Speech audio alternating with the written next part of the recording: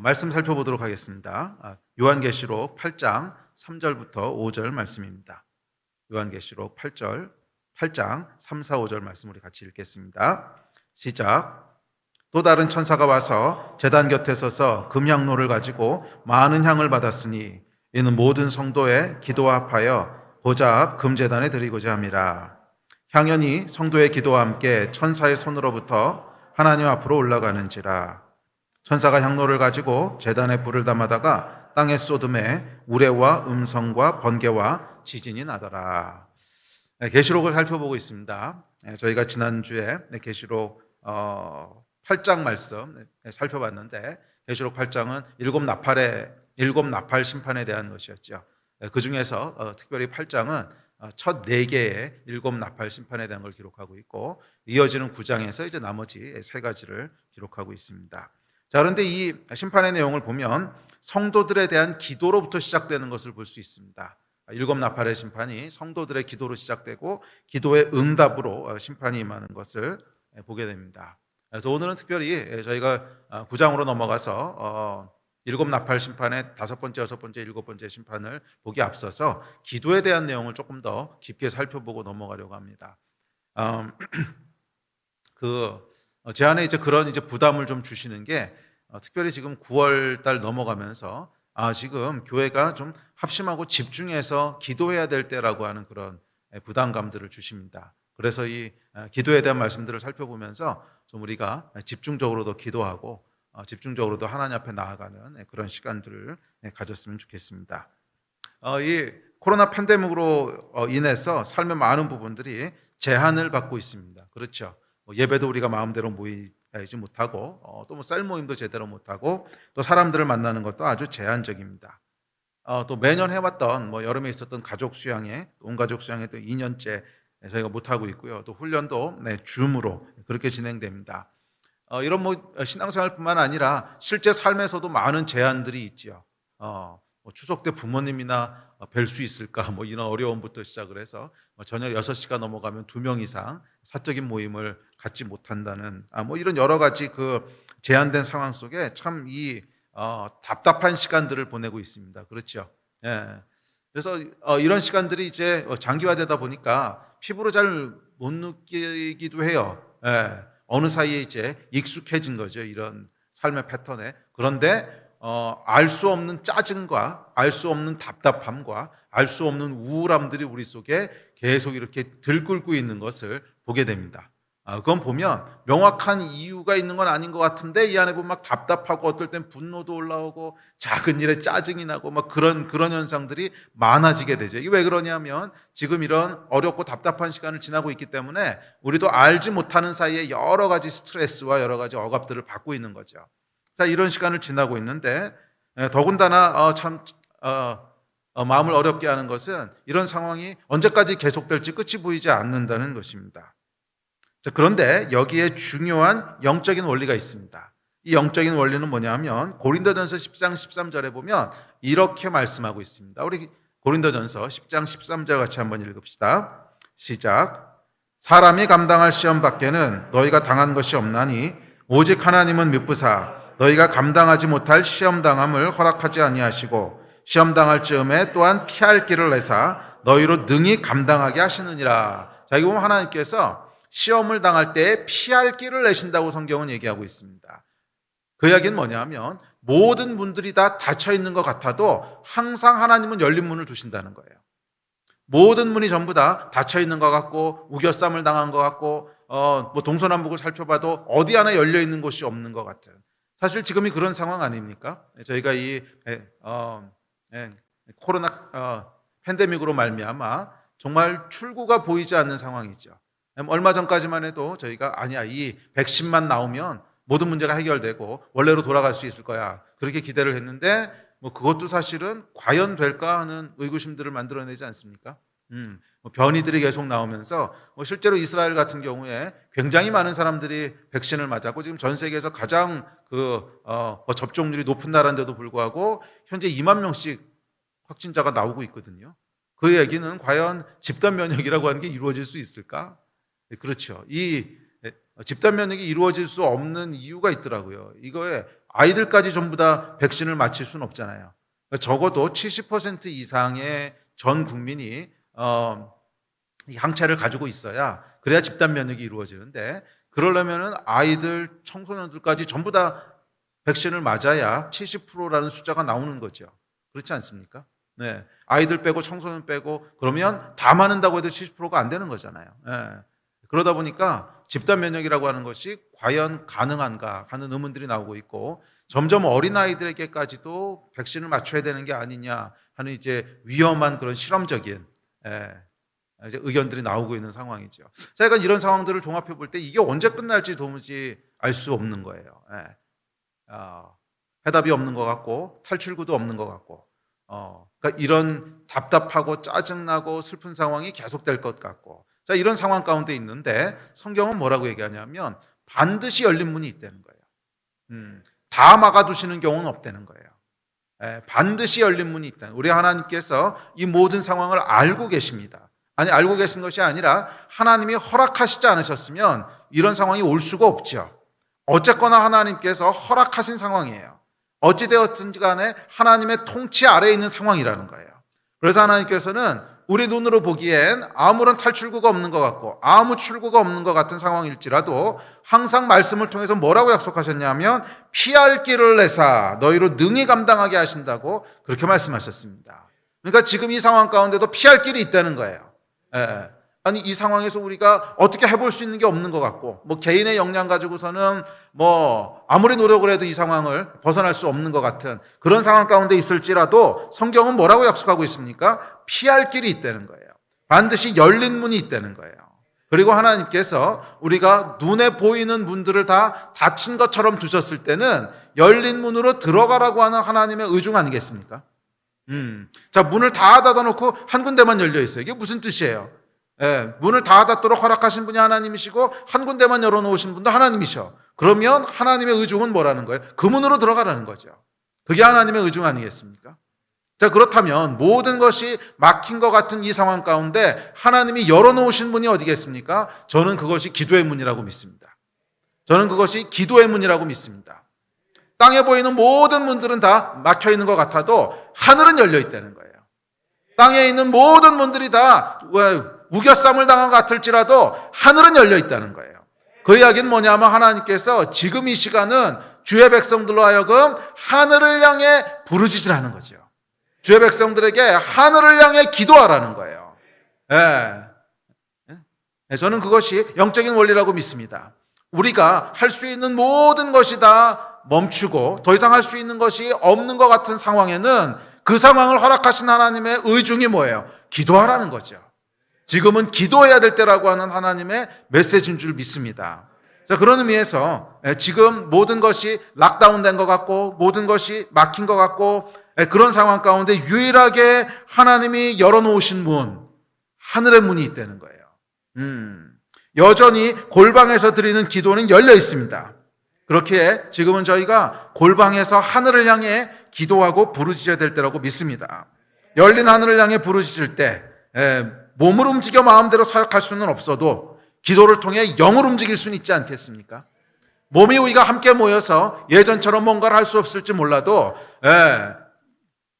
영을 움직일 수는 있지 않겠어요? 영적인 세계에 영향력을 줄 수 있지는 않겠습니까? 그 일을 하나님께서 지금 원하신다고 믿습니다. 저와 여러분이 눈에 보이는 육적인 활동으로서는 많은 제약을 가질지 모르지만 영의 세계에선 자유함이 있습니다. 기도를 통하여 영의 세계를 움직일 수 있고 기도를 통하여 영적인 세계에서 하늘에서 풀어진 일들이 땅에 풀어지게 하는 이 사역은 얼마든지 할 수 있다는 거예요. 그러면 여러분, 지금 열어놓으신 문은 우리의 육체를 사용해서 움직이는 헌신과 봉사가 아니라 영적인 사역을 열어놓으신 줄 믿습니다. 영으로 사역하는 문들을 열어놓으신 거예요. 기도를 통하여, 중보를 통하여 이 땅 가운데 하나님의 역사가 놀랍게 이루어지도록 하는 이 역사의 문들을 하나님 열어놓으셨습니다. 그러면 여러분, 지금은 정말 힘써서 기도해야 될 때입니다. 이전과는 또 다른 차원의 기도가 드려져야 될 때라고 믿습니다. 그런데 여러분, 참 어려운 그 시간들을 지나다 보니까 기도에 대한 열정들이 계속 이렇게 침체되어 가지 않습니까? 모이기가 어려워지니까 비례해서 우리 기도하는 것들도 참 유지하는 것이 쉽지 않아요. 이게 모든 신앙생활들이 그렇죠. 예? 그래서 모이기를 힘쓰라고 했잖아요. 모여서 서로 격려하고 또 함께 기도하고 함께 예배하고 이럴 때보다 그것을 하지 못할 때가 훨씬 어렵습니다. 예. 자, 그런데 여러분 반대로 생각해 볼 필요가 있어요. 그렇다면 왜 사단이 그 부분을 공격했을까? 그 부분이 지금 필요하기 때문에 그런 거 아니겠어요? 지금이 더욱더 기도해야 될 때이기 때문에 사단이 기도에 대한 우리의 마음을 흐트러뜨리려고 공격하는 거 아니겠습니까? 그러면 여러분 우리 더욱더 힘써서 기도합시다. 기도를 통하여 하나님께서 이 땅에 역사하시는, 기도를 통해서 영적인 세계 가운데 자유롭게 우리가 움직이고 역사하는 이런 일들을 보게 되고 또 경험하게 되기를 주의 이름으로 축복합니다. 자, 그래서 기도에 대한 이야기를 오늘 좀 살펴보려고 하는데요. 자, 계시록 8장에 오늘 읽으셨던 짧은 구절 3, 4, 5절에 보면 기도에 대한 아주 중요한 세 가지 속성을 이야기하고 있는 것을 보게 됩니다. 자, 첫 번째 속성은 뭐냐면 기도의 실체에 대한 것이고, 두 번째는 기도 응답에 대한 것이고, 세 번째는 인내하는 믿음에 대한 것입니다. 자, 이 세 가지 기도에 대한 중요한 속성을 짧은 세 구절 안에서 이제 세 구절에서 이야기하고 있는데, 자, 첫째, 기도의 실체에 대한 것입니다. 기도에는 여러분 실체가 있습니다. 기도의 실체가 있다고 하는 것은 뭐냐 하면 기도는 그저 허공을 향해 내뱉는 공허한 소리가 아니라는 거예요. 기도는 그냥 내뱉고 나면 공중 속에 흩어져 가지고서 뭐 시간이 지나면 없어지게 되는 그런 게 아니라는 거예요. 기도에는 실체가 있는데 이 기도의 실체가 뭐냐 하면 기도는 천사들의 금향로에 담겨서 하나님의 금제단 앞에 드려진다는 거예요. 기도는 지금 보이는 세상에서는 전혀 보이는 것이 없고 그냥 뭐 소리가 이렇게 나왔다가 시간이 지나면 없어지는 것 같이 그렇게 보일지 몰라도 기도는 영적인 세계에서는 보여지고 만져지고 저장할 수 있는 실체가 있다는 거예요. 그것이 첫 번째 메시지입니다. 저와 여러분이 드리는 기도는 이제 이런 표현들, 하나도 땅에 떨어지지 않는다 이런 표현들을 쓰는데 그게 문자 그대로 저는 사실이라고 믿습니다. 우리의 기도가 보이는 세계 속에서는 시간이 지나면 뭐 소리가 사라지면서 없어지는 것처럼 보이고 여기까지 소리가 무슨 뭐 큰 영향력이 있겠어 이렇게 생각하게 되지만 아니라는 거예요. 보이지 않는 세계 속에서, 영적인 세계 속에서는 기도는 분명한 실체가 있습니다. 눈에 보여지고 만져지고 저장할 수 있는 실체가 있다는 거예요. 그래서 보이지 않는 세계 속에서는 천사들의 금향로 속에 우리가 드리는 기도가 한 방울도 땅에 떨어지지 않고 다 그곳에 쌓이고 저장된다는 거예요. 그리고 때가 되었을 때 그 금향로를 땅에 쏟으면서 이 땅 가운데 기도가 응답되게 된다는 거죠. 자, 기도에는 여러분 실체가 있습니다. 하나님께서는 보이는 세계와 보이지 않는 세계를 창조하셨습니다.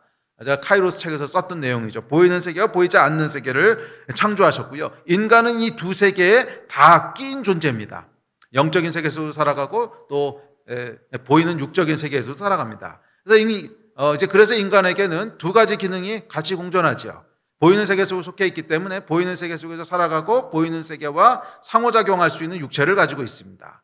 그러나 동시에 인간은 영적인 세계에 속해 있기 때문에 영적인 세계 속에서 살아갈 수 있고 영적인 세계와 상호작용할 수 있는, 소통할 수 있는 기능을 가지고 있다는 거예요. 그 기능이 뭐예요? 영인 거죠. 그래서 인간에게는 영이 있다는 거예요. 보이지 않는 세계, 영적인 세계와 상호작용할 수 있고 그곳에서 살아갈 수 있고 그곳과 소통할 수 있는 영의 기능이 있다는 거예요.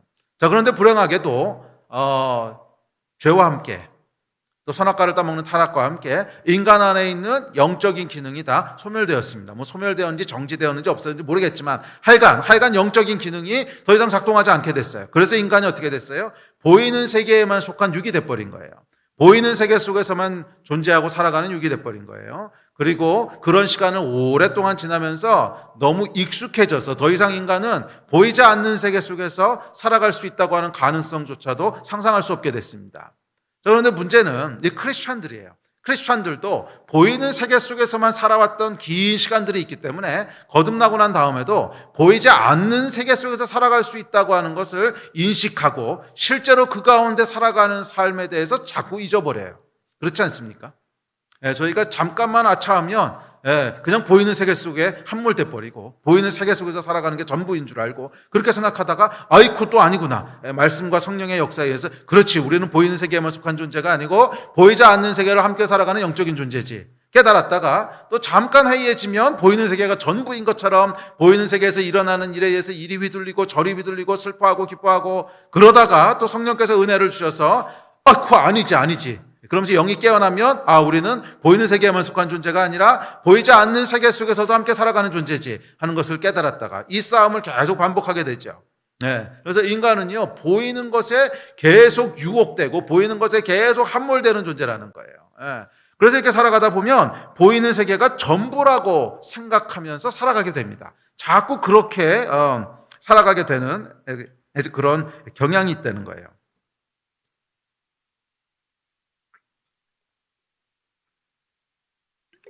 그래서 이 성령 충만해서 영이 깨어서 작동할 때는 보이지 않는 세계를 믿음으로 인식하고 그 속에서 평강을 누리면서 살아가지만 영이 다시 침체되게 되면 다시 보이는 세계만이 현실이라는 그런 인식 속에서 보이는 세계에 함몰된 삶을 살아가게 됩니다. 자, 이게 인간의 현실이고 또 실제 우리의 현실이죠. 그래서 여러분, 저와 여러분은 매일매일 성령님의 은혜가 필요해요. 매일매일 우리 영혼이 깨어나는 역사가 필요해요. 이게 하루 이틀 그냥 영이 깨어나지 않고 지나가잖아요. 하루 이틀 말씀 묵상하지 않고 하루 이틀 기도하지 않고 지나가잖아요. 그러면 금방 우리는 육에게 함몰되어서 그냥 육이 돼버립니다. 보이는 세계가 전부인 것처럼 생각하고 느끼게 되고 머리로는 알아요. 그렇지, 우리는 보이지 않는 세계에 속했지. 그렇지만 실제적인 우리의 의지와 감정은 보이는 세계 속에서 움직여지게 됩니다.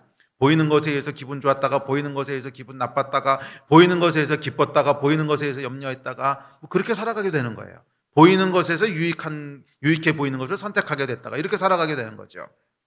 자, 그래서 우리는 매일매일 여러분 영적으로 깨어나야 될 필요가 있습니다. 우리는 매일매일 우리 안에 있는 영을 깨워야 됩니다. 끼니 말씀 이번 주에 묵상한 것이 내 영아 깰지어다 하는 말씀이 계속 나오잖아요. 내 영을 향해서 선포하는 말씀이 나오죠. 내 영아 어찌하여 낙심하느냐. 내 영아 살아계신 하나님을 말할지어다. 계속 우리 영을 깨워야 된다는 거예요. 계속 우리 영을 깨울 때 우리가 영적인 삶을 살 수 있게 됩니다. 자, 기도의 본질은요, 보이지 않는 세계에 있습니다. 기도의 본질은 보이지 않는 세계에 있습니다. 기도를 통해 우리는 보이지 않는 하나님께 구하고 기도를 통해 우리는 보이지 않는 세계를 움직이며 기도를 통해 우리는 보이지 않는 세계에서 일어나는 일을 분별하게 됩니다. 기도는 여러분 허공에 내뱉는 공허한 소리가 아니라 하늘의 금대접에 담겨서 하나님의 제단 앞에 드려지는 영적인 실체가 있습니다. 아멘. 그래서 기도는 여러분 보이지 않는 세계에 대한 믿음이 있을 때만 드려지게 됩니다. 보이지 않는 세계가 맞아, 정말로 존재해, 그리고 그곳에 하나님이 계셔 하는 이 믿음이 없거나 또 흐려지게 되면 기도는 자연스럽게 사라지게 됩니다. 기도가 여러분, 그러니까 뭐에 대한 증거냐 하면요, 내가 보이지 않는 세계를 믿고 있다고 하는 증거가 내가 기도하고 있는 거예요. 그 얘기를 반대로 얘기하면 내가 기도하고 있지 않다라고 하는 말은 뭐냐 하면 지금 내 영이요 침체되고 잠들었다는 뜻이라는 거예요. 그래서 지금 내가 육으로 살아가고 있다는 뜻이에요.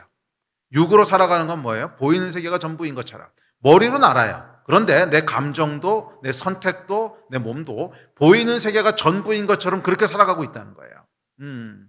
왜? 보이지 않는 세계를 믿지 않으니까. 머리로 알아요. 근데 진짜로 보이지 않는 세계를 인식하고 인지하고 그 안에서 살아가고 있지 않아. 그럴 때는 뭐가 반드시 죽게 돼 있냐면 기도가 죽게 돼 있어요.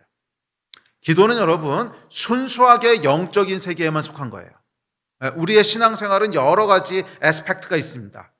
그러니까 뭐 말씀을 연구하기도 하고 또 봉사하기도 하고 또 전도하기도 하고 섬기기도 하고 여러 가지 면들이 있죠. 근데 이런 여러 가지 면들은 거의 대부분 보이는 세계와 보이지 않는 세계에 함께 속해 있어요. 그래서 성경을 연구한다고 할지라도 우리가 보이는 세계에서 우리 혼외작용을 통해서 성경을 이해하잖아요. 그렇게 이해한 것들이 우리의 영을 움직이고 깨우고. 자, 그러니까 이런 성경을 읽고 묵상하는 것은 보이는 세계와 보이지 않는 세계에서 함께 일어나는 작용이죠. 자, 이런 또 봉사도 마찬가지고, 봉사라고 하는 것도 보이는 세계에서 내가 몸을 움직여서 사랑을 실천하는 거잖아요. 자, 이런데 기도는 좀 달라요. 기도만은 아주 순수하게 영적인 실체입니다. 아주 순수하게 영적인 실체예요. 보이는 세계에서는 저게 뭔가 이해할 수가 없어요. 보이는 세계에서는 주여 이렇게 이루어 주십시오. 어떤 뭐 방언으로 기도하고 이런 것들이 그냥 울리는 꽹과리 같고 공허한 소리 같지, 저 소리가 내뱉어진다고 무슨 음파가 에너지를 가지고 이 세상에 어떤 임팩트를 미칠 거라고 기대할 수는 없어요. 그래서 보이는 세계 속에서는 기도가 미치는 임팩트가 1도 없다는 거예요. 직접적으로 기도라고 하는 이 소리가, 기도라고 하는 소리의 음파가 미치는 임팩트가 1도 없어요. 그 대신 100% 순수하게 우리의 기도는요, 어디에 임팩트를 미치는 거예요? 보이지 않는 세계에 임팩트를 미치는 거예요. 보이지 않는 세계 속에 축적되고 쌓이는 거예요. 금향로에. 그래서 우리가 보이지 않는 세계를 인식하고 있지 않으면 기도는 멈춰요. 다른 건 그냥 관성에 의해서 해요. 다른 거라고 하는 게 주일날 예배 참석하고 또 금요일날 예배 나오고 또 뭐 셀 모임 참석하고 어떨 땐 성경을 연구하고 묵상하는 거, 이거는요 영적인 세계에 대한 인식이 멈췄어도 그냥 할 수 있어요. 뭐 성경 읽는 것도 그냥 혼으로 읽으면 되잖아요. 아, 성경이 재밌고 이런 말이고 저렇게 살라고 하는구나. 성경 속에 보면 뭐 윤리적인 교훈들도 많이 있고 뭐 사람이 살아야 될 유익한 지식들이 있기 때문에 꼭 영적인 작용이 일어나지 않아도 성경을 읽고 연구하고 묵상할 수 있단 말이에요. 그런데 안 되는 게 딱 하나 있어요. 그게 기도예요. 다른 거는 영적인 작용이 멈춰도 혼으로 육으로 얼마든지 비슷하게 할 수 있고 하고 싶은 마음이 들 수도 있다는 거예요. 그러나 절대로 기도는 할 수 없어요. 절대로 기도는 할 수가 없어요. 그래서 기도는 100% 순수한 영에 속한 작동입니다. 그래서 우리가 우리의 영이 지금 작동하고 있는지 아니면 혼으로 움직이고 있는지를 구별할 수 있는 굉장히 중요하고 정확한 리트머스가 있는데 그게 뭐예요? 기도예요. 물론 우리 영이 깨어있지 않아도 뭐 식기도 할 수 있고 또 뭐 잠깐씩 모임에서 기도할 수는 있어요. 그러나 규칙적으로 깊게 매일매일 하는 기도는요, 영이 깨어있지 않으면 할 수가 없어요. 기도는 우리가 영이 깨어서 작동하고 있다고 하는 아주 중요한 징표가 됩니다. 그러므로 여러분의 기도하는 것들을 지금 한번 돌아보십시오. 기도 생활을, prayer life를 한번 돌아보십시오. 그것이 지금 여러분의 영이 어떻게 작동하고 있는지를 그대로 보여주고 있는 것입니다. 내가 영으로 작동하고 있는지 아니면 혼으로 작동하고 있는지를 보여주는 징표라는 거예요. 정확합니다. 정확해요. 그러면 여러분, 영으로 살아가기를 원하신다면 그 열쇠는 기도에 있어요. 기도로 그 문을 여셔야 돼요. 기도로 그 문을 여셨을 때 우리의 영이 비로소 작동하기 시작하고 기도를 하면 할수록 영이 더 강력하고 풍성해지게 되는 거예요. 아멘. 자, 보이지 않는 세계는 오직 영으로만 인식하고 소통할 수 있는데 기도를 하지 않는다면 그것은 내가 육체로만 살아가고 있다는 빼박 증거입니다. 영이 깨어있는 사람은 보이지 않는 세계를 인식하기에 어떻게 하든지 하여간 기도합니다. 기억하십시오. 기도는 우리가 영으로 살아가고 있다는 증거며 기도는 영적인 세계의 실제입니다. 자, 오늘 본문이 주고 있는 두 번째, 세 번째 그 기도에 대한 말씀은 두 번째, 세 번째 연결되어 있는데 기도는 반드시 응답받는다는 거예요. 기도는 반드시 응답받는다는 것인데 동시에 이 응답에는 시차가 있다는 거예요. 기도하자마자 바로 응답받는 것이 아니라 얼마간 시차가 있어요. 그리고 그 시차가 얼마나 될지는 오직 하나님만이 아세요. 그래서 어떤 것들은 하루 만에 응답받기도 하고 어떤 것들은 10년이 걸리고 이거 하나님이 정하시는 거예요. 그래서 기도 응답에 필요한 게 뭐냐면 믿음이라는 거예요. 반드시 믿음을 요구하세요. 자, 성경이 이렇게 얘기합니다. 우리 성경 구절을 읽읍시다. 시작. 오직 믿음으로 구하고 조금도 의심하지 말라. 의심하는 자는 마치 바람에 밀려 요동하는 바다 물결 같으니 이런 사람은 무엇이든지 주께 얻기를 생각하지 말라. 그러므로 내가 너희에게 말하노니 무엇이든지 기도하고 구하는 것은 받은 줄로 믿으라. 그리하면 너희에게 그대로 되리라. 자, 이것이 성경의 약속입니다. 기도는 믿음이 중요하다는 거예요. 믿음으로 영적인 세계를 인식하고 믿음으로 영적인 세계를 움직입니다. 자, 기도는 믿음으로 응답을 받습니다. 그리고 기도 응답의 시차가 있기 때문에 결국 그 시차 동안에 인내하고 기다리라는 거예요. 그게 믿음이에요. 반드시 하나님이 이루실 거라고 하는 것을 소망함으로 기다리라는 거예요. 포기하지 말라는 거예요. 그것이 기도 응답에 요구되는 믿음입니다.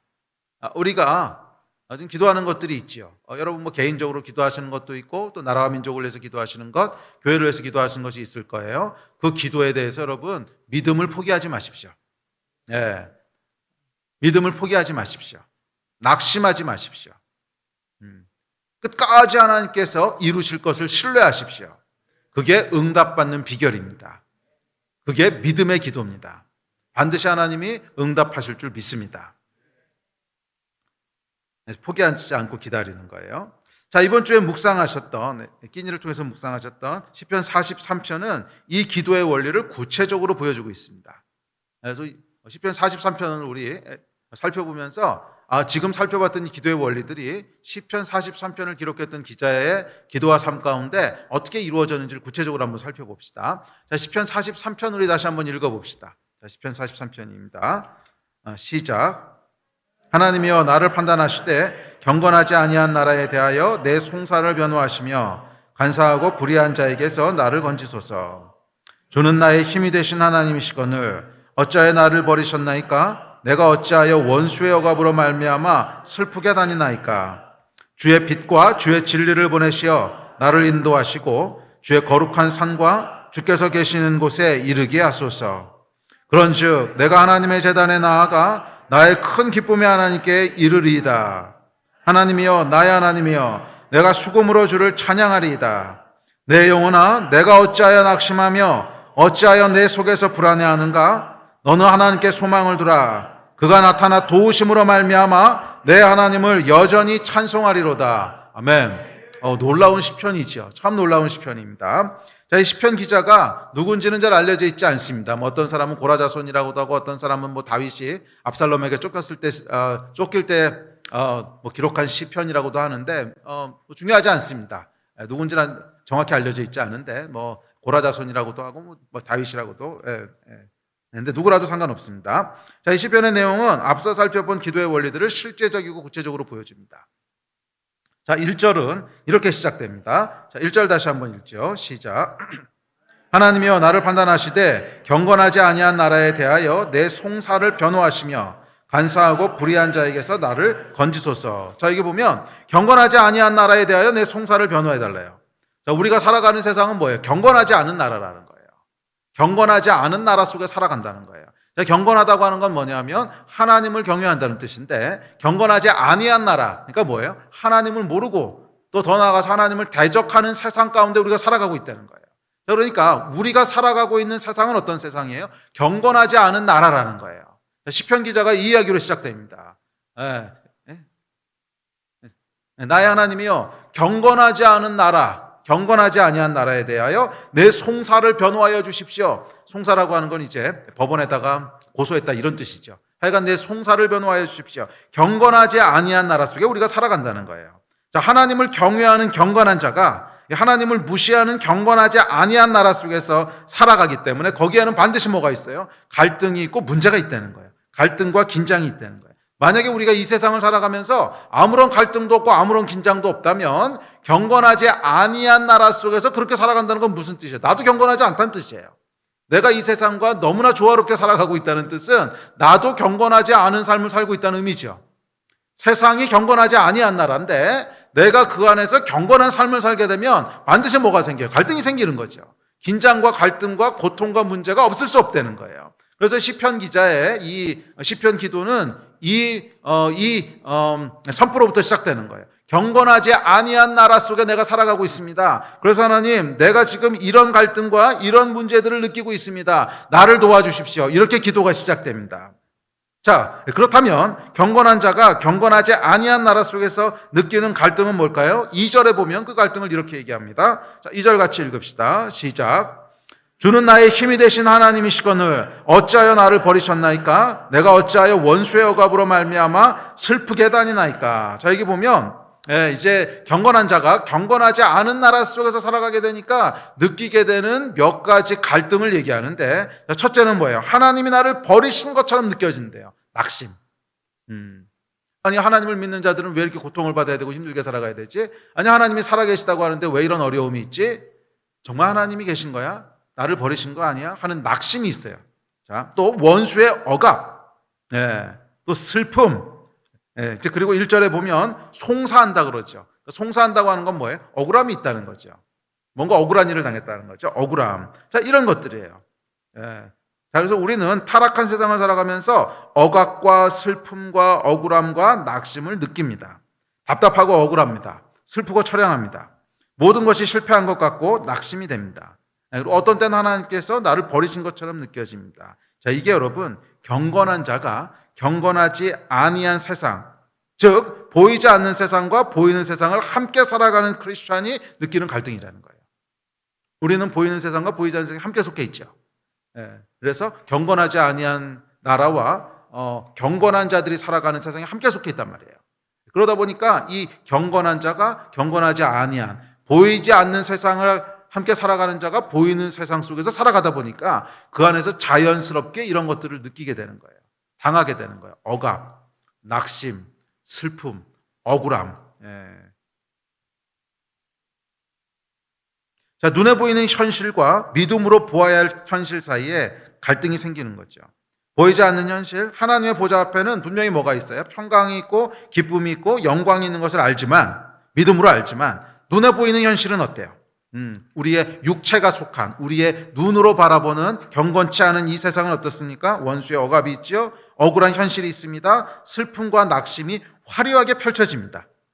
이 총천연색 현실 앞에서 보이지 않는 세계의 현실은요, 정말 빛바랜 사진처럼 초라해 보여요. 그렇지 않습니까? 이 앞에서 돌아가는 막 총천연색이 억압과 슬픔과 또 뭐라 그랬죠? 억압, 슬픔, 억울함, 낙심 뭐 이런 것들이 정말 총천연색으로 환장하고 있을 때, 그때 우리가 바라보는, 믿음으로 바라보는 이 영적인 세상의 영광과 뭐 하나님의 존재와 이런 것들은 참 초라하게 느껴집니다. 참 초라하게 느껴지는 뭐 흑백 사진처럼 정말 느껴지는 거예요.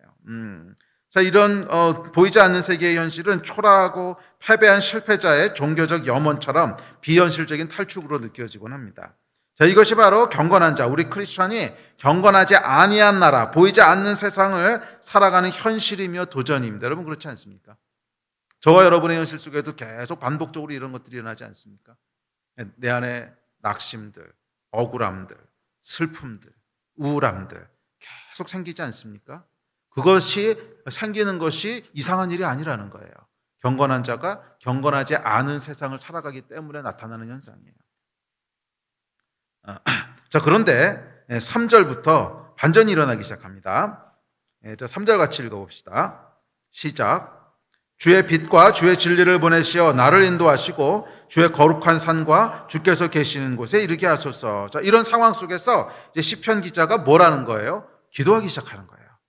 시편 기자가 기도하기 시작하면서 구원을 요청합니다. 주의 빛과 진리를 나에게 보내시어 나를 인도하여 주십시오. 주께서 계시는 곳에 이르게 하여 주십시오. 시편 기자가 기도하기 시작합니다. 자, 아까 우리가 살펴봤던 경건하지 않은 나라를 살아가면서 느끼게 되는 낙심과 좌절과 억울함과 억압과 이런 것들이 사실은 뭐예요? 기도의 시발점이라는 거예요. 기도의 시발점이라는 거예요. 만약에 이런 것들이 하나도 없다면 기도하겠어요? 이런 것들이 하나도 없다면 둘 중 하나예요.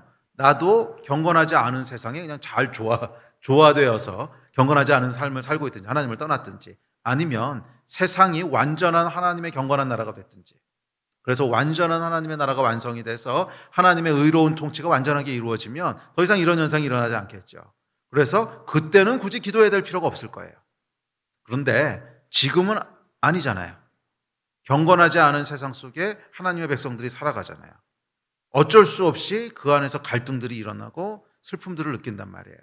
그리고 그것이 바로 기도해야 되는 이유고 기도의 시작점입니다. 기도의 시작점입니다. 3절에 보면 이 시편 기자가요, 세 가지를 구합니다. 세 가지를 기도하는데, 첫째는 뭐냐면 1절에서 말했던 송사예요. 나의 억울함을 기억하여 주십시오. 송사를 변호하여 주십시오. 이렇게. 자, 기도의 본질 중 하나는 뭐냐면 억울함을 하나님께 하소연하는 거예요. 억울함을. 만약에 여러분 이 땅에 아무런 억울함이 없다면, 아무런 불의함이 없고 아무런 억울함이 없다면, 사실은 억울함과 불의함은 굉장히 밀접하게 연결된 개념입니다. 불의는 뭐냐면 하나님의 계획에서 벗어났다고 하는 것인데, 하나님의 계획에서 벗어나게 되면 반드시 나타나는 현상이 누군가가 억울해지는 거예요. 그게 사실 불인데, 그래서 불의함과 억울함은 사실은 아주 밀접한 관련이 있는데, 불의함이 조금 더 객관적인 컨셉이라면 억울함은 조금 더 주관적인 얘기죠. 그래서 억울함은 어떨 때는 불의함이 일어나지 않았는데도 타락한 인간의 자아가 스스로 억울함을 만들어내기도 해요. 그래서 그런 억울함은 하소연해봐야 해결되지 않습니다. 그런데 하여간 이 불의함에서 오는 억울함이 있죠. 그래서 불의함과 억울함이 있는데, 만약 아무런 불의함이 없고 아무런 억울함이 없다면 더 이상 기도할 필요가 없을 것입니다. 더 이상 기도할 필요가 없어요. 왜냐하면 그곳은 더 이상 경건하지 아니한 나라가 아니지요. 아무런 불의가 없어. 그것은 하나님의 완전한 의로운 통치가 이루어지고 있는 곳이라는 뜻입니다. 그래서 그런 상태에서는 더 이상 기도할 필요가 없습니다. 그러나 우리는 아직 경건하지 아니한 나라 속에서 살아갑니다. 날마다 억울한 일이 벌어지며 날마다 불의함을 대면해야 됩니다. 그리고 이런 억울함과 불의함은 우리 안에 억압과 억울함과 낙심과 슬픔을 만들어냅니다. 그리고 이 감정들이 바로 기도의 시작점이라는 거예요. 이 감정들이 기도의 시작점이라는 거예요. 주여, 나의 억울함을 풀어주십시오. 주님, 이 땅의 모든 불의함들을 바로잡아 주십시오. 이것이 시편 43편 기자의 송사였죠. 이 경건치 않은 나라에서 벌어지고 있는 불의함들, 이 경건치 아니한 나라 속을 살아가는 주의 백성들이 당하게 되는 억울함들, 하나님, 내가 송사합니다. 이 억울함을 풀어주십시오. 이게 뭐예요? 기도의 시발점이라는 거예요. 그러면 여러분, 억울한 감정들이 있으십니까? 불의함을 느끼셨습니까? 그렇다면 그것이 여러분의 기도의 시발점이 되어야 되는 줄 믿습니다. 그래서 계시록에도 보면 여러분, 순교자들이 이제 기도하는 장면이 나오는데 탄원하죠. 우리의 억울함을 언제까지 풀어주지 않으시겠습니까? 그리고 탄원하는 장면이 있었잖아요. 자, 이 탄원함, 송사함, 억울함에 대한 송사, 불의함에 대한 탄원, 이것이 기도의 본질이라는 거예요. 이게 기도의 본질이라는 거예요. 우리가 불의한 세상, 이 하나님을 떠나서 하나님을 대적한 세상 속에 살아가고 있기 때문에 그곳에서 벌어지고 있는 하나님의 의를 벗어난 불의함들, 그리고 그 불의함이 만들어내는 억울함들, 그것을 하나님 앞에 송사하는 거예요. 그것을 탄원하는 거예요. 이게 기도의 본질이에요.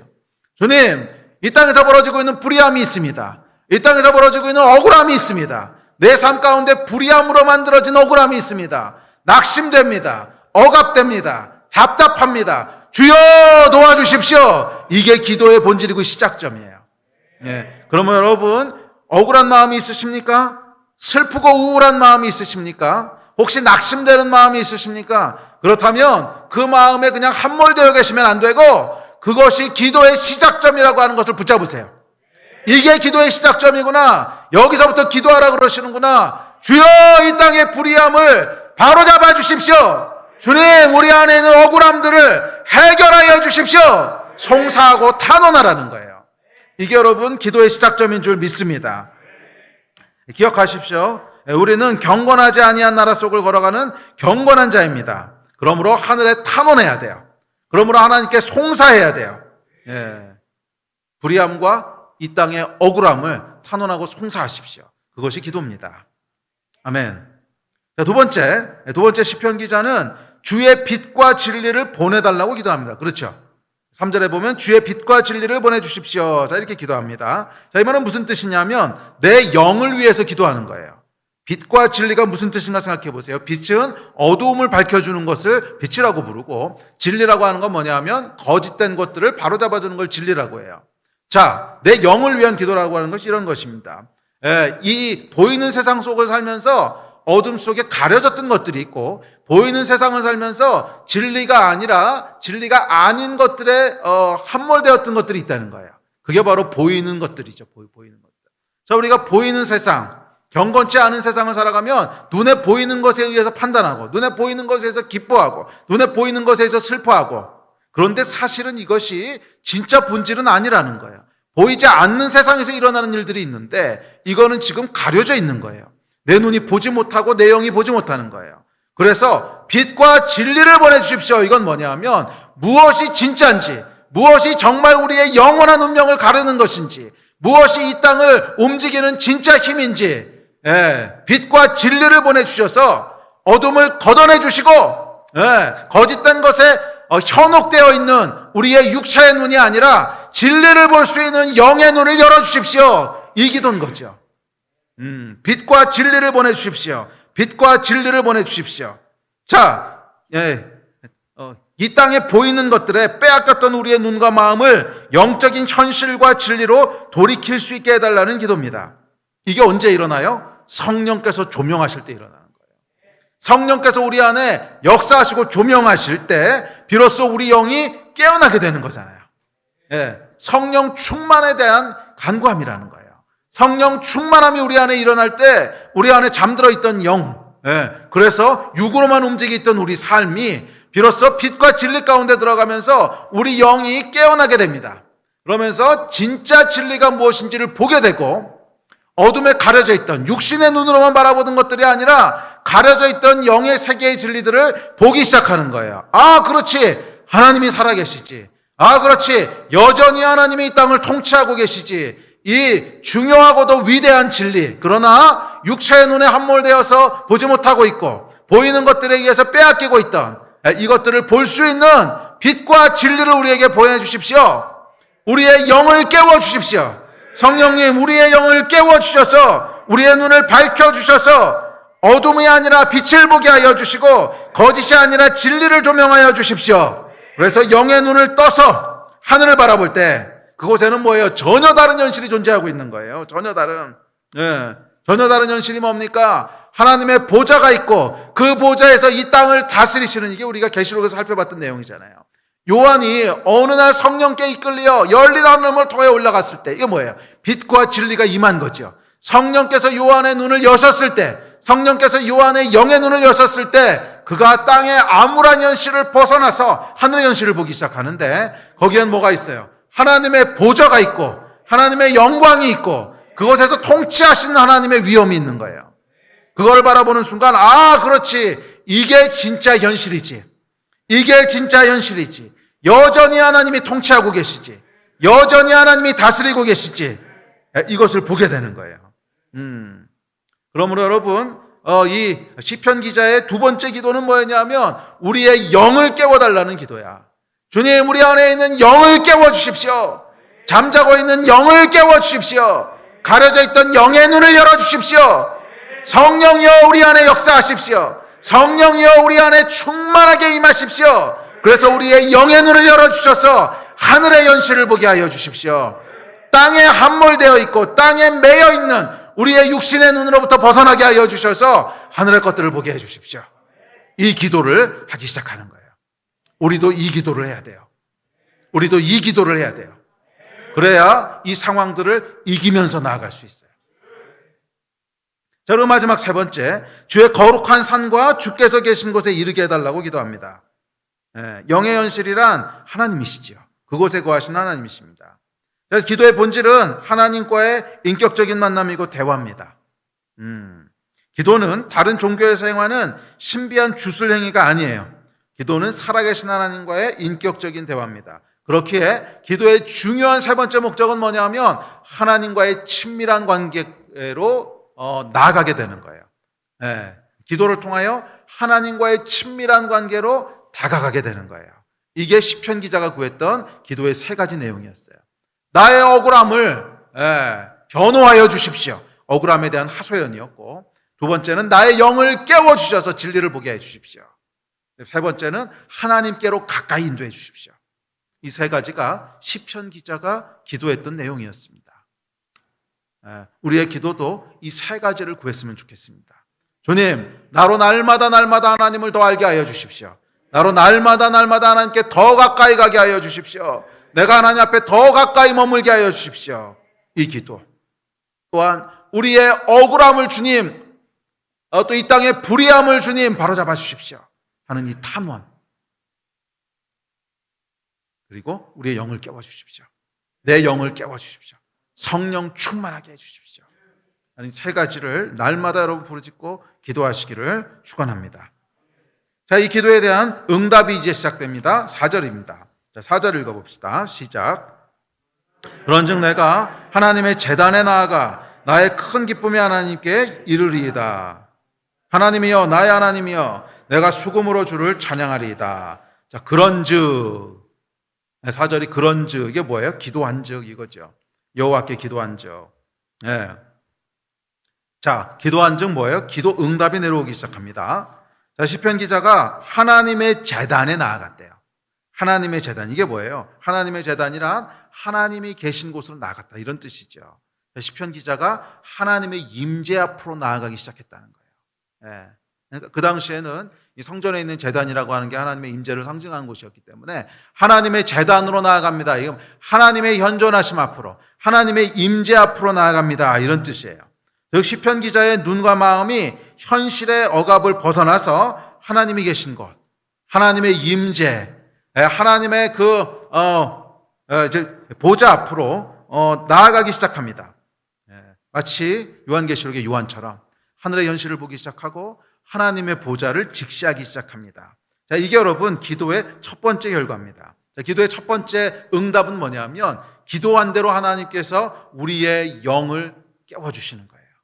기도한 대로 우리의 영으로 하나님을 보게 하는 거예요. 주의 임재 가운데로 들어가게 하는 거예요. 기도할 때 여러분 우리가 주의 임재 가운데로 들어가게 되시기를 축복합니다. 주의 제단 앞으로 나아가게 되시기를 주의 이름으로 축복합니다. 자, 그러자 어떻게 됩니까? 큰 기쁨이 나오기 시작했다는 거예요. 큰 기쁨이. 이게 참 이상하죠. 그래서 이 영적인 세계를 모르는 사람들은 이 현상을 이해할 수가 없어요. 그래서 뭐라 그러냐면 현실 도피라고 얘기합니다. 주변에 있는 상황은 하나도 달라진 게 없어요. 여전히 경건하지 않은 세상에서 억울함이 벌어지고 있고, 여전히 내 안에는 억압이 있고, 여전히 내 삶 가운데는 그런 낙심이 있고, 상황은 하나도 바뀌지 않았어요. 그런데 기도하기 시작하자 우리 안에 있는 영이 움직이기 시작해요. 우리 안에 있는 영이 깨어서 하나님의 제단 앞으로, 하나님의 임재 앞으로 나아가기 시작해요. 그러자 뭐가 보이는 거예요? 하늘의 현실이 보이기 시작하는 거예요. 그리고 기쁨과 평강이 우리 안에 몰려오기 시작합니다. 그래서 이 영적인 세계를 모르는 사람들 눈에는 이게 현실 도피처럼 보이는 거예요. 야, 얘가 너무 힘들다 보니까 미쳤구나. 얘가 너무 힘들다 보니까 미쳤구나. 근데 저도 그런 경험들이 있거든요. 정말 너무너무 힘들고 절박한 상황 가운데 이제 기도하기 시작합니다. 기도하기 시작하면 어느 순간 성령께서 역사하기 시작해요. 그러면 이 안에 이제 기쁨이 올라오기 시작하는데, 기쁨과 평강이 올라오기 시작하는데 정말 세상과 나는 간 곳이 없어요. 이게 도대체 무슨 일인지 모르겠는데 그냥 기쁨과 평강으로 가득해요. 그러면 주변 사람들이 뭐라 그러냐면 드디어 미쳤구나 이렇게 얘기를 해요. 드디어 미쳤구나. 너 하나도 해결된 게 없는데 거기서 왜 기뻐하고 즐거워하는 건 도대체 무슨 일이냐. 근데 시편 기자가 정확히 지금 그 상황을 얘기하고 있는 거잖아요. 지금 송사했던 내용들이 하나도 바뀌진 않았습니다. 만약에 이게 다윗이 쓴 시편이라면 여전히 압살롬에게 쫓기고 있고, 여전히 자기는 지금 하루하루가 생명의 위협을 받고 있고, 여전히 사람들이 조롱하고 이런 상황이란 말이에요. 하나도 해결된 게 없어요. 그런데 그 영이 깨어나기 시작하니까 전혀 다른 현상이 일어나는데 하늘로부터 기쁨과 큰 평강이 내려오기 시작합니다. 이게 여러분 비밀입니다. 억압과 슬픔이 눈 녹듯이 사라지고 기쁨, 큰 기쁨이 우리 안에 넘치기 시작합니다. 성령의 역사고 이것이 기도의 첫 번째 능력입니다. 기도는 여러분 우리의 영을 깨어나게 합니다. 기도는 영을 깨움으로 육체의 눈으로 보고 느끼던 것에서 벗어나서 영의 눈으로 보고 느끼게 합니다. 그리고 그 영의 현실은 하늘의 보좌에 계신 하나님이십니다. 할렐루야. 자, 그러자 어떻게 됩니까? 4절 후반부에 보면 이렇게 얘기합니다. 자, 시작. 나의 하나님이여 내가 수금으로 주를 찬양하리이다. 예배가 터지기 시작하는 거예요. 찬양과 예배가 흘러나오기 시작합니다. 시편 기자 안에 예배가 회복됩니다. 시편 기자 안에 예배가 살아납니다. 지금 처해 있는 상황은 전혀 달라지지 않았어요. 그러나 그의 영이 깨어서 영의 눈으로 하늘을 대면하기 시작했을 때 기쁨과 더불어서 하나님을 향한 찬송과 예배가 흘러나오기 시작합니다. 여러분, 오늘 우리 안에 정말로 회복돼야 될 것은 이 예배가 아닐까요? 우리 눈에 보이는 상황들은 지금 당장 우리 힘으로 할 수 있는 일이 없어요. 언제 끝날지 몰라요. 그러나 우리의 영의 눈을 뜨게 되면, 그래서 이 땅의 암울한 현실이 아니라 하늘의 현실을 바라보게 되면 땅에 전혀 해결된 것이 없는데 여전히 압살롬의 억압과 여전히 압살롬의 위험 속에 쫓겨다니고 있는 이 비참한 현실, 여전히 나는 실패자 같고 여전히 나는 패배자 같은 이 현실 속에서 예배가 살아나기 시작하는 거예요. 기도하는 자에게는 이 축복이 임합니다. 기도하는 자에게는 예배가 살아나기 시작합니다. 예배가 왜 죽어있냐고요? 기도하지 않으니까 죽어있는 거예요. 예배를 살아나게 할 수 있는 유일한 길은 우리의 영이 움직여야 돼요. 예배가 살아날 수 있는 유일한 길은 우리의 영이 깨어나야 돼요. 그리고 영을 깨울 수 있는 유일한 길은 기도예요. 영을 깨울 수 있는 유일한 길은 기도예요. 물론 뭐 말씀 보는 것도 도움이 되고 영을 깨우긴 하지만 기도야말로 순수한 영적인 행위란 말이에요. 그래서 우리가 기도하기 시작할 때 우리의 영이 깨어나는 거예요. 그 반대도 물론 마찬가지예요. 영이 깨어나면 기도하게 되지만 반대로 기도하면 영이 깨어나게 돼요.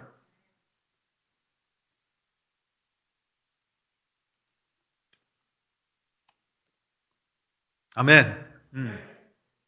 자, 이것이 우리 하나님께서 우리 안에 원하시는 일인 줄 믿습니다. 영이 깨어나는 것. 아멘. 그랬을 때 우리의 예배가 살아나게 되고 이 예배가 회복되게 될 때 기쁨과 더불어 우리 하나님이 주시는 모든 영적인 축복들이 우리 안에 흘러들어오기 시작할 것입니다. 하늘의 현실을 직시하며 드려지는 기쁨과 감사의 예배, 땅의 것만을 바라보고 묵상하던 육의 현실에서 벗어나서 하늘의 것을 바라보고 그곳에서 통치하시고 다스리시는 분을 목격하게 될 때 우리 영이 노래하기 시작하는 거예요. 우리 영이 하나님의 제단 앞에 나아갈 때 우리 영이 우리 하나님을 예배하기 시작하는 줄 믿습니다. 주님, 우리 안에 진리와 빛을 부으셔서 우리 하나님의 제단 앞에 나아가게 하여 주십시오. 하나님, 우리 안에 성령을 부으셔서 빛으로 조명하여 주시고 성령으로 진리를 보여주셔서 주의 제단 앞에 나아가게 하여 주십시오. 주의 현실과 영광을 보게 하여 주십시오. 우리의 예배가 살아나게 하여 주십시오. 우리 안에 예배가 살아나게 하여 주십시오. 우리 하나님을 수금으로 찬송하는 놀라운 예배가 회복되게 하여 주십시오. 아멘. 그러자 무슨 일이 벌어집니까? 마지막 5절 말씀이 선포됩니다. 자, 우리 예배팀 앞으로 나오십시오. 5절 말씀을 읽읍시다. 시작. 내 영혼아, 내가 어찌하여 낙심하며 어찌하여 내 속에서 불안해하는가? 너는 하나님께 소망을 두라. 그가 나타나 도우심으로 말미암아 내 하나님을 여전히 찬송하리로다. 할렐루야. 이 시편 기자가 뭐 하는 거예요? 믿음으로 세상을 향해 선포하기 시작하는 거예요. 그 전까지는 탄원했잖아요. 주여, 나의 억울함을 도와주십시오. 호소했잖아요. 주님, 나를 불쌍히 여겨주십시오. 호소하던 이 시편 기자가 영이 열리고 하나님의 보좌 앞에 나아가 그분의 임재 앞에 들어가 하늘의 현실을 보게 되니까 그 안에 하늘의 기쁨과 평강이 넘치기 시작하고 그 안에 예배가 살아나기 시작하니까 기도가 바뀝니다. 기도가 어떻게 바뀌어요? 선포로 바뀌는 거예요. 내 영혼아, 내가 어찌하여 낙심하며 어찌하여 불안해하는가? 너는 너의 하나님을 바랄지어다. 내 영혼을 향해 선포합니다. 우리 하나님이 나타나 도우심으로 말미암아 내 하나님을 여전히 찬송하리로다. 여러분, 나타나 도우신다는 게 무슨 뜻일 것 같아요? 하나님이 나타난다는 게 무슨 뜻이에요? 그렇죠. 보이는 세상 속에 하나님이 역사하신다는 뜻이에요. 아니, 하나님은 원래부터 보이지 않는 세상에 나타나 계셨어요.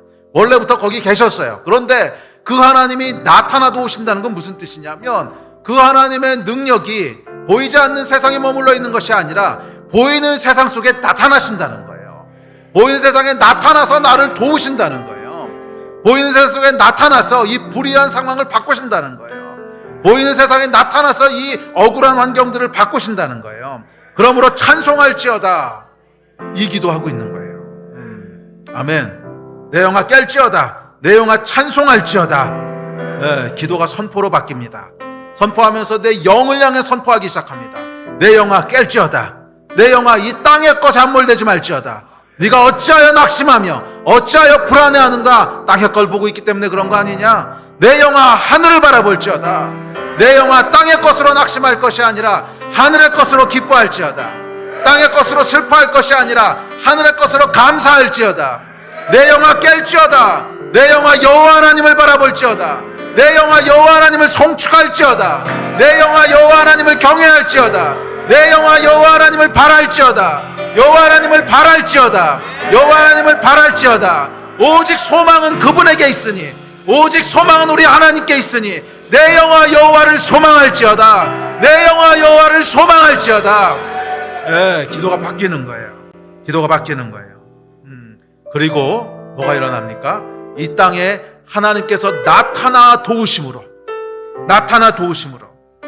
실제로 이 땅을 바꾸신다는 거예요. 실제로 이 땅을 바꾸신다는 거예요. 이것이 기도입니다. 시편 43편이 얘기하는 기도의 풀 스토리예요. 우리의 억울함을 하소연함으로 시작됐던 기도가 우리의 영을 깨우고, 영이 깨어나면서 하늘의 현실을 보게 되고, 그러면서 담대하게 세상을 향하여 선포할 때 하나님이 나타나셔서 이 땅의 현실을 바꾸시고 도우신다는 거예요. 이게 여러분 기도의 힘이고 기도의 비밀인 줄 믿습니다. 이제 말씀 마무리합시다.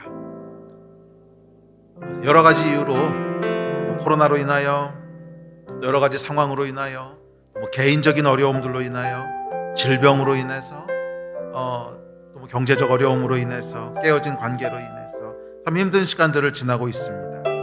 개인도 그렇고 교회도 그렇고 또 나라와 민족도 그렇습니다. 사방을 둘러보아도 출구가 보이지 않습니다. 원수의 조롱과 억압만이 난무합니다. 답답하고 억울하고 낙심되고 우울합니다. 그런데 여러분, 그래서 기도해야 될 때입니다. 이 불의함과 억울함이 없다면 기도 안 해요. 아니, 기도할 필요가 없어요. 이미 모든 것이 완벽한데 무슨 기도를 하겠어요. 그래서 우리가 기도해야 됩니다. 이 답답한 현실, 억울한 현실, 해결되지 않는 문제들, 그것이 기도의 본질이고, 왜? 경건한 자가 경건하지 아니한 세상 속에 살아가고 있다는 뜻이에요. 불의함이 벌어지고 있는 세상 속에 있다는 거예요. 그것이 기도의 본질이고 시작입니다. 그러면 여러분, 낙심하고 있지 말고 기도합시다. 우울해하고 있지 말고 기도합시다. 성령께서 우리 마음을 깨워주도록 기도합시다. 주님, 빛과 진리를 보내셔서 성령님 역사하셔서 우리 안에 영을 깨워주십시오. 우리의 눈을 밝혀주십시오. 기도하세요. 그럴 때 하나님께서 우리로 담대하게 하시고 하늘의 영광을 보게 하시고 이 땅을 향하여 담대하게 하나님의 의와 우리 하나님의 진리를 선포하게 하실 것입니다. 그리고 하나님께서 나타나 도우심으로 우리를 새롭게 하시며 이 땅을 고치실 줄 믿습니다. 우리 이 일을 위해서 함께 좀 기도했으면 좋겠습니다. 우리 일어나서 같이 기도합시다.